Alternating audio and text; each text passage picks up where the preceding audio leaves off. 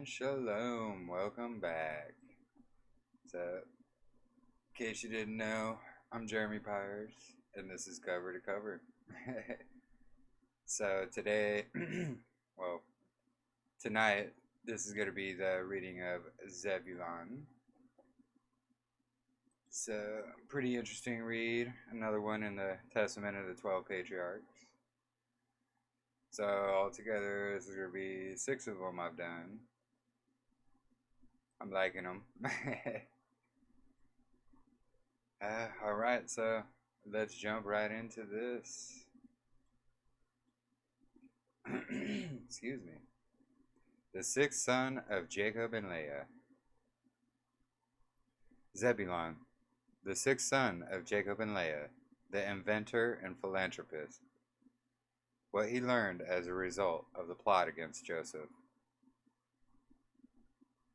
The copy of the words of Zebulun, which he enjoined on his sons before he died in the 114th year of his life, 2 years after the death of Joseph. Excuse me. Man. And he said to them, Hearken to me, ye sons of Zebulun. Attend to the words of your father. I, Zebulun, was born a good gift to my parents. Excuse me. For when I was born, my father was increased very exceedingly, both in flocks and herds. When with the straked rods he had his portion. I am not conscious that I have sinned all my days, save in thought, nor yet do I remember that I have done any iniquity, except the sin of ignorance, which I committed against Joseph. For I covenanted with my brethren not to tell my father what had been done. Excuse me, in case you guys didn't know, they all plotted against Joseph to kill him. And, instead of killing him, they actually sold him into slavery into Egypt, where he actually became a great man. Anyway. But I wept in secret many days on account of Joseph, for I feared my brethren, because they had all agreed that if one should declare the secret, he should be slain. But when they wished to kill him, I adjured to them with tears not to be guilty of this sin. For Simeon and Gad came against Joseph to kill him. And he said unto them with tears, Pity me, my brethren. Have mercy upon the bowels of Jacob our father. Lay not upon me your hands to shed innocent blood, for I have not sinned against you. And if indeed I have sinned, with chastening chastise me, my brethren. But lay not upon me your hand, for the sake of Jacob our father. And as he spoke these words, wailing as he did so, I was unable to bear his lamentations, and began to weep, and my liver was poured out, and all the substance of my bowels was loosened. And I wept with Joseph, and my heart sounded, and the joints of my body trembled, and I was not able to stand. And when Joseph saw me weeping with him, and them coming against him to slay him, he fled behind me, beseeching them. But meanwhile Reuben arose and said, Come, my brethren, let us not slay him, but let us cast him into one of these dry pits, for which our fathers digged, and found no water. For this cause Yahweh forbade that water should rise up in them, in order that Joseph should be preserved. And they did so, until they sold him into the Ishmaelites. Excuse me. For in his price I had no share, my children. But Simeon and Gad and 6 of our brethren took the price of Joseph, and bought sandals for themselves, and their wives, and their children, saying, We will not eat of it, for it is the price of our brother's blood, but we will assuredly tread it under foot, because he said that he would be king over us. And so let us see what will become of his dreams. They tried mocking Yah here. That's why they plotted against him. Because he had a vision that he would be king over all his brothers, even though he was the youngest one. So they tried to stop it. And, you can't mock Yahweh. Anyway. Therefore it is written in the writing of the law of Moses, that whatsoever will not raise up seed to his brother, his sandal should be unloosed, and they should spit in his face. And the brethren of Joseph wished not that their brother should live. And Yah loosened from them the sandal which they wore against Joseph their brother. For when they came into Egypt, they were unloosed by the servants of Joseph outside the gate. And so they made obeisance to Joseph after the fashion of King Pharaoh. And not only did they make obeisance to him, but they were spit upon also, falling down before him forthwith. And so they were put to shame before the Egyptians. And after this, the Egyptians heard all the evils that they had done to Joseph. And after he was sold, and after he was sold, my brothers sat down to eat and drink. But I, through pity for Joseph, did not eat, but watched the pit, since Judah feared lest Simeon, Dan, and Gad should rush off and slay him. But when they saw that I did not eat, they sent me to watch him, till he was sold to the Ishmaelites. And when Reuben came and heard that, while he was away, Joseph had been sold, he rent his garments, and mourning said, How shall I look upon the face of my father, Jacob? And he took the money and ran after the merchants. But as he failed to find them, he returned to grieving. He felt bad for what he did. Excuse me. Man, my throat today. But the merchants had left the broad road and marched through the troglodytes by a shortcut. But Reuben was grieved and ate no food that day. Dan therefore came to him and said, Weep not, neither grieve, for we have found what we can say to our father Jacob. And they plotted a lie, basically. Let us slay a kid of the goats, dip it in the coat of Joseph, and let us send it to Jacob, saying, No, is this the coat of thy son? And they did so, for they stripped off from Joseph his coat when they were selling him, and put upon him the garment of a slave.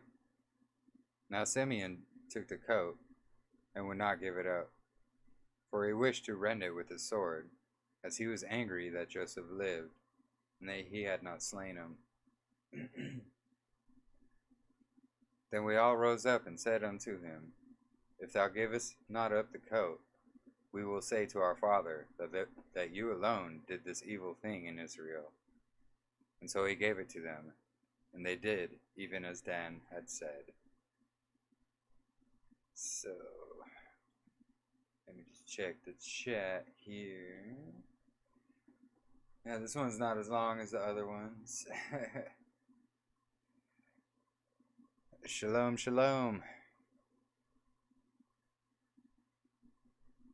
Shalom, Megan.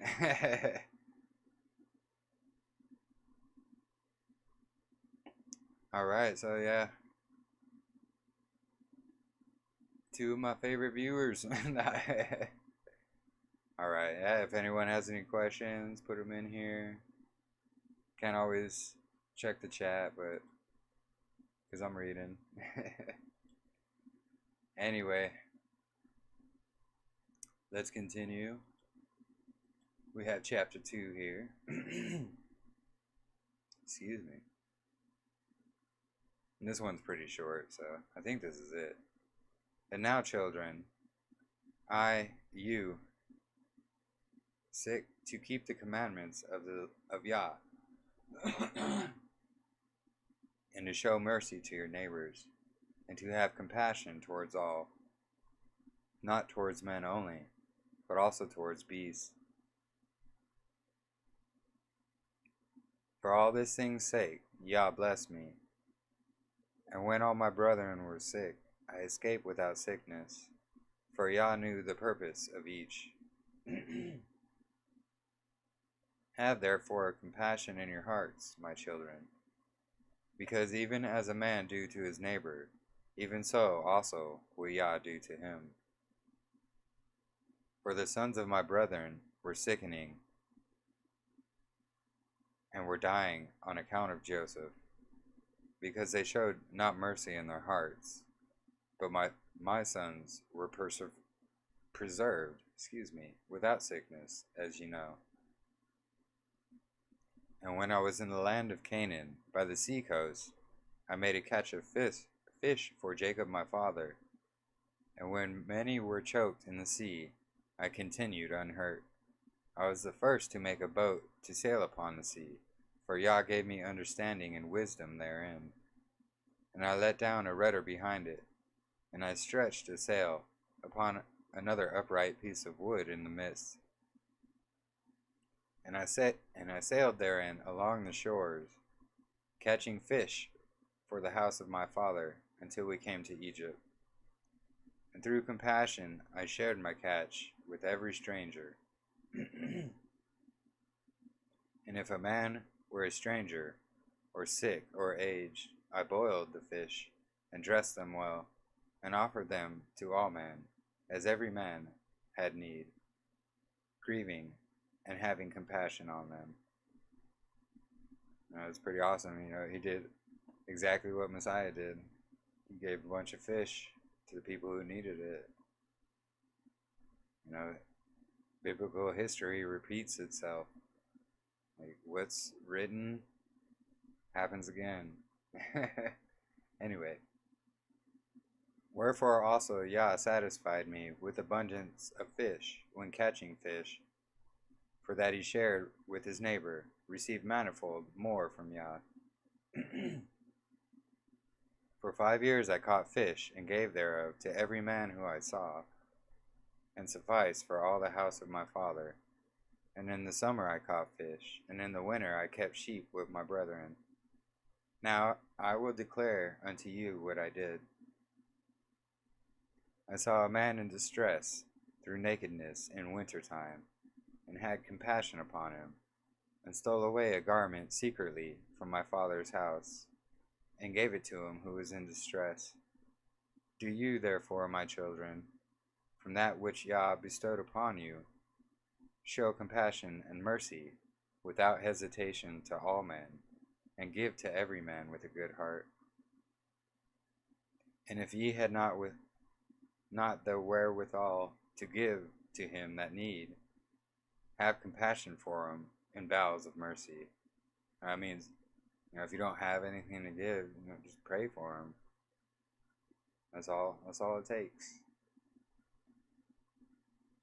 I know that my hand found not the wherewithal to give to him that needed, and I walked with him weeping for 7 furlongs, and my bowels yearned towards him in compassion. Have therefore yourselves also, my children, compassion towards every man with mercy, that Yah also may have compassion and mercy on you. Because also in the last days Yah will send his compassion on the earth, and wheresoever he find bowels of mercy, he dwell in them. For in the degree which a man has compassion upon his neighbors, in the same degree has Yah also upon him. And when we went down into Egypt, Joseph bore no malice against us. To who taking heed, do ye also, my children, approve yourselves without malice, and love one another, and do not set down in account each one of you evil against his brother.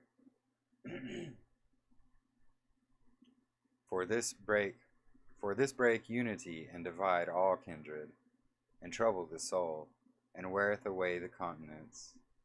You know, exactly what's happening all across the earth today. You know, just not one city, not one state, not one country, all over the place.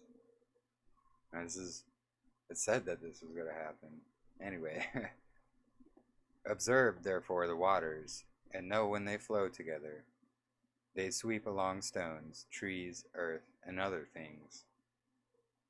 But if they are divided into many streams, the earth swallow them up, and they vanish away. You know, waters is often a biblical reference to people. So, you know, when people of like-mindedness walk together, study together, you know, all of this, they can move mountains. But if you're divided, you get swallowed up into the earth and just vanish. That's what this verse is meaning here. So shall ye also be, if ye be divided. Be not ye therefore divided in two heads, for everything which Yah made hath but one head, and two shoulders, 2 hands, 2 feet, and all the remaining members. For I have learned in the writing of my fathers that ye shall be divided in Israel, and ye shall follow 2 kings, and shall work every abomination. I was just saying, we're all cut from the same cloth, same bloods, from the same person. And what's happening in Jerusalem, Israel right now in these days, there's this huge separation between like the Muslims and the Jews, you know, like so much so it's hatred, for absolute hatred and killing. It's an abomination. Anyway, and your enemies shall leave you captive, and ye shall be evil entreated among the nations, with many infirmities and tribulations. And after these things ye shall remember Yah, and repent, and he shall have mercy upon you, for he is merciful and compassionate. And he set not down in account evil against the sons of men, because they are flesh, and they are deceived through their own wicked deeds. And after these things shall there arise unto you Yahweh himself, the light of righteousness, and ye shall return unto your land. See, again, you know, that's why I'm talking about heavenly Israel, because it's not until Yahweh himself comes that we return. And what comes during his return? Heavenly Jerusalem. Anyway, and ye shall see him in Jerusalem, speaking of, for his name's sake. And again, through wickedness of your works shall ye provoke him to anger. And ye shall be cast away by him unto the time of consummation. And now, my children, grieve not that I am dying, nor be cast down in that I am coming to my end. For I shall rise again in the midst of you, as a ruler in the midst of his sons. I shall rejoice in the midst of my tribe. As many as shall keep the law of Yah and the commandments of Zebulun the father. Now, this is when they're talking about when they get rose up again. They're going to be, they're the 12 patriarchs. They're going to be the 12 leaders of the tribes once again. But upon the ungodly shall Yah bring eternal fire, and destroy them throughout all generations. But now I am hasting away to my rest, as did also my fathers. But do ye fear Yahweh, Sevaoth, with all your strength, and all the days of your life. And when he had said these things, he fell asleep at a good old age. And his sons laid him in a wooden coffin, and afterwards they carried him up and buried him in Hebron with his fathers. Alright, and Dan is next week, folks. So, awesome. Thank you, Megan. Yeah, I've done. This is my third today. I'm doing 3 a week actually, of the until we do all 12. So, and if you watch my other ones, you know they're pretty amazing, and they line up. They line up with scripture like 100%, no doubt. You know, I have my books up right behind me here. You probably really can't see them, but my collection. I haven't even read everything in there. This is kind of another reason why I wanted to do these videos. It's a set time that I could set apart to read His Word, not only for me but for everyone else, you folks as well, for all of my mishpacha. Anyway, that's it for today, this week. So don't forget, next week we're gonna do 3 more. So if you liked it, please give it a like, share it, subscribe, pass it around. If not, it's all good. Whatever. So I love you all. You guys have a great day, great week. Until next time, shalom. Excuse me.